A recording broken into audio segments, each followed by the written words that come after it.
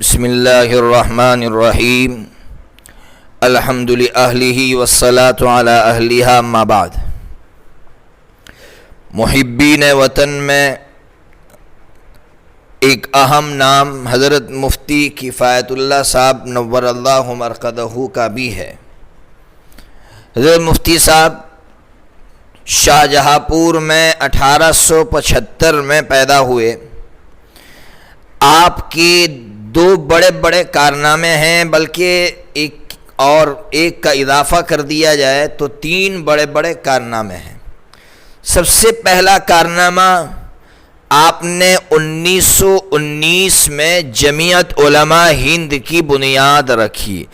آج جو جمعیت علماء ہند پورے ملک میں کام کرتی ہیں اور خاص کر رفائی کام اور جو پریشان حال لوگ ہوتے ہیں ان کی مدد کرتی ہے، اس کی بنیاد حقیقت میں حضرت شیخ الہند رحمۃ اللہ علیہ نے اس سے پہلے 1919 سے پہلے غالباً 1886 کے اندر رکھ دی تھی، لیکن اس کا نام کچھ اور تھا، ثمرۃ التربیت کے نام سے اس کی بنیاد رکھی گئی تھی۔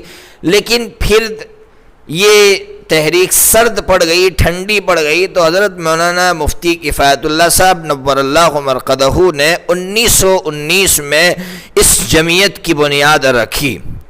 والد محترم نے یعنی حضرت مفتی صاحب کے والد محترم نے پوچھا کہ مفتی جی اس جماعت کی بنیاد رکھ کر کیا کرو گے؟ جواب دیا، اس ملک کو آزاد کراؤں گا۔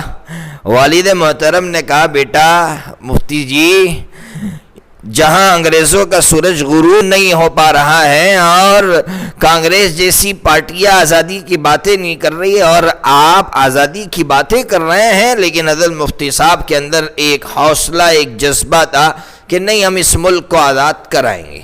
یہ آپ کا پہلا کارنامہ تھا۔ دوسرا آپ کا کارنامہ سول نافرمانی۔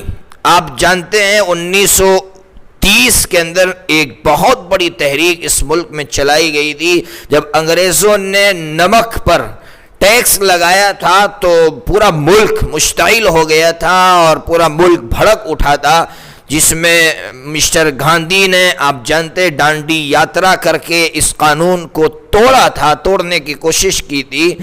پورے ملک کے اندر آگ لگ گئی تھی، اور یہی وہ تحریک ہے جو 4 سال تک چلی، 1930 سے لے کر 1934 تک، اور انگریزوں کی پیروں کو اکھاڑ کر رکھ دیا تھا اس تحریک نے۔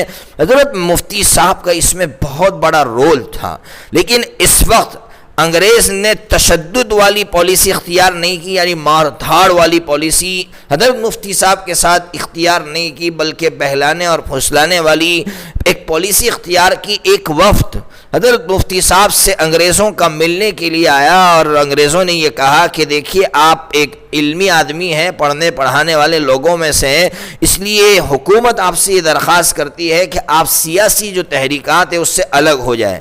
اس کے صلے میں حکومت آپ کو لاکھوں کروڑوں روپے کی زمین بخشش کر دے گی۔ حضرت مفتی صاحب نے جواباً فرمایا کہ میرے اندر ان لوگوں کا خون دوڑتا ہے جنہوں نے اس دیش کی خاطر ساری پونجی نہیں، اپنے آپ کو قربان کر دیا تھا، تو یہ آپ کی یہ دولت جو آپ میرے سامنے نچھاور کرنا چاہتے، اس کی کوئی حیثیت نہیں ہے۔ یہ وفد مایوس ہو کر واپس لوٹا تھا۔ یہ آپ کا دوسرا بڑا کارنامہ تھا۔ اور آپ کا ایک تیسرا کارنامہ جو میں سمجھتا ہوں تاریخ کا مطالعہ کرنے کے بعد، وہ یہ تھا کہ حضرت مفتی صاحب ہی نے فتویٰ دیا تھا کہ 2 پارٹیاں تھیں، ایک تھی مسلم لیگ جو یہ چاہتی تھی کہ اس ملک کو تقسیم کیا جائے، اور ایک تھی کانگریس۔ تو حضرت مفتی صاحب ہی نے فتویٰ دیا تھا کہ مسلمان اس پارٹی کو ووٹ دے جو پارٹی اس ملک کو سیکولر بنا کر رکھنا چاہتی ہے اور اس ملک کی تقسیم کو نہیں چاہتی، ایکتا کی بات کرتی ہے۔ تو حضرت مفتی صاحب نے کھل کر یہ فتویٰ دیا تھا، جس کی بہت زیادہ مسلمانوں میں مخالفت ہوئی تھی، لیکن اس مخالفت کی حضرت مفتی صاحب نے پرواہ نہیں کی تھی۔ اللہ تبارک و تعالی ان حضرات کو کروٹ کروٹ بدلہ عطا فرمائے۔